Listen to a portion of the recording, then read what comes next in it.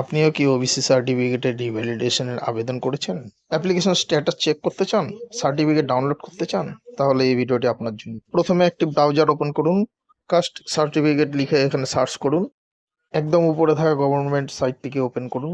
কর্নারে থাকা cross চিহ্নটাকে click করুন, উপরের 3 ডটে ক্লিক করুন, ওবিসিতে ক্লিক করুন, নিচে অ্যাপ্লিকেশন চেকে ক্লিক করুন।